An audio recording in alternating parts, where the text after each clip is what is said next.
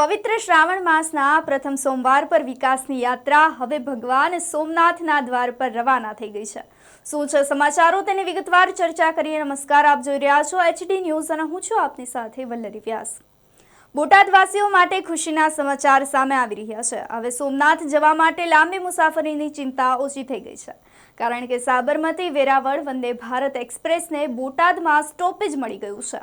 પ્રથમ વખત વંદે ભારત જ્યારે બોટાદ રેલવે સ્ટેશન પર પહોંચી ત્યારે સ્ટેશન પર ઉત્સવ જેવો માહોલ જોવા મળ્યો હતો। આ સાથે જ પુષ્પવર્ષા કરી અને ટ્રેનનું ભવ્ય સ્વાગત કરવામાં આવ્યું હતું। કેન્દ્રીય મંત્રી નીમુબેન બાંભણિયા, ધારાસભ્ય શંભુભાઈ ટુંડિયા સહિતના આગેવાનોની હાજરીમાં ટ્રેનને લીલી ઝંડી આપી વેરાવળ તરફ રવાના કરવામાં આવી હતી। ખાસ વાત તો એ છે કે હાલ જ્યારે શ્રાવણ માસ ચાલી રહ્યો છે, એટલે કે સોમનાથ દાદાના દર્શન માટે જતા ભક્તોને હવે ઝડપથી અને આરામદાયક વંદે ભારતની સફરનો લાભ મળી રહેશે। બોટાદ ઉપરાંત ધોળકા, ઢસાને પણ આ ટ્રેનનું સ્ટોપેજ મળી રહ્યું છે, તો મુસાફરોનું કહેવું છે કે નવી સુવિધાથી સમયની સાથે સાથે સોમનાથ પહોંચવું પણ વધુ સરળ બની રહેશે। તો બોટાદ માટે આ માત્ર એક ટ્રેનનું સ્ટોપેજ નથી, પરંતુ રેલવે કનેક્ટિવિટી માટે પણ એક મોટો વધારો સાબિત થઈ રહ્યું છે। ત્યારે બોટાદવાસીઓનું કહેવું છે કે રેલવે કનેક્ટિવિટીનો પણ મોટો લાભ મળી રહ્યો છે। આનંદની કોઈ સીમા નથી સાહેબ। અમે જે સોમનાથ ગ્રુપના ભાઈઓ છે 10 જણા છીએ। અમે આમ તો 15-17 જણા છીએ, પણ જેને અનુકૂળ હોય એ દરેક ભાઈઓ આવે છે। અને દર મહિને શિવરાત્રિ, માસિક શિવરાત્રિ ઉજવાય છે વેરાવળ સોમનાથ, અને દર 13 શિવરાત્રિ અમે છેલ્લા 6.5 વર્ષથી સોમનાથ દાદાના ચરણોમાં નમન કરવા જઈએ છીએ।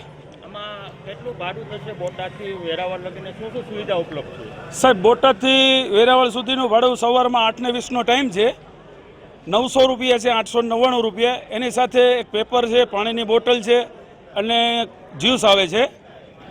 અહીંયા 8:20 ઉપર છે, ત્યાં 11:50 પહોંચાડશે। કેટલો ફાયદો રહે? ફાયદો સાહેબ 4 કલાકને 25 મિનિટમાં ત્યાં પહોંચાડી દે છે, સમયનો બચાવ થાય છે। અમે એ જ ટ્રેનમાં રિટર્ન આવવાના છીએ। ત્યાંથી 3:50નો ઉપડવાનો ટાઈમ છે અને અહીંયા 7:30 વાગે સાંજે પહોંચાડવાનો ટાઈમ છે। રિટર્ન ભાડું 1064 છે। એની સાથે સાંજે ડિનર પણ ઉપલબ્ધ છે।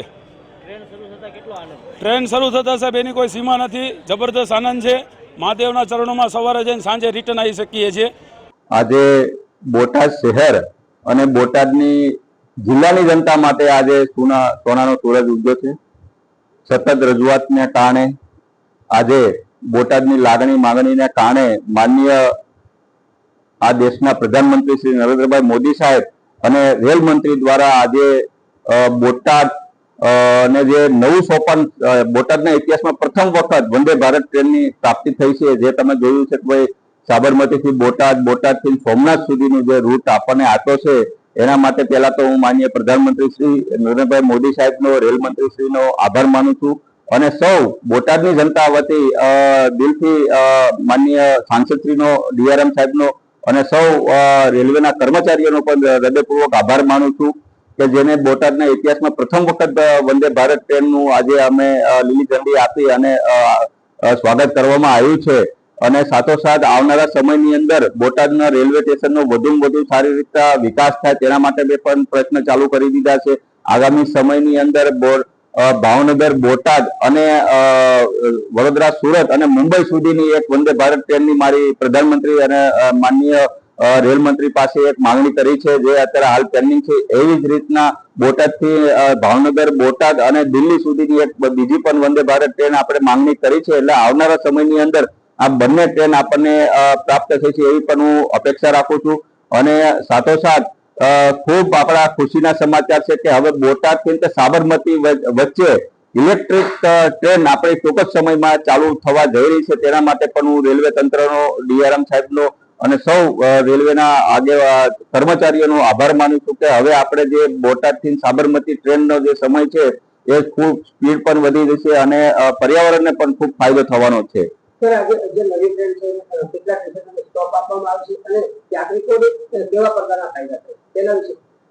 આમ તો આ વંદે ભારત ટ્રેન એ ઇતિહાસમાં પ્રથમ વખત ચાલુ થઈ છે સાબરમતીથી। તમે જોયું કે ઘણા બધા સ્ટોપેજ આપવામાં આવે છે, એમાંનું આપણું આ બોટાદ છે, ધોળા છે, ઢસા છે, જેતલસર, ચિત્તલ છે, સોમનાથ, ઘણા બધા સ્ટોપેજ આવરી લેવામાં આવ્યા છે કે ઓછામાં ઓછું 3 થી 4 જિલ્લાને આ વંદે ભારત ટ્રેનનો ફાયદો થવા જઈ રહ્યો છે।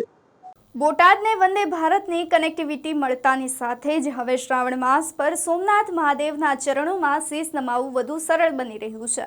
ત્યારે આપનું શું કહેવું છે અમને કમેન્ટ કરી ચોક્કસથી જણાવશો. નમસ્કાર.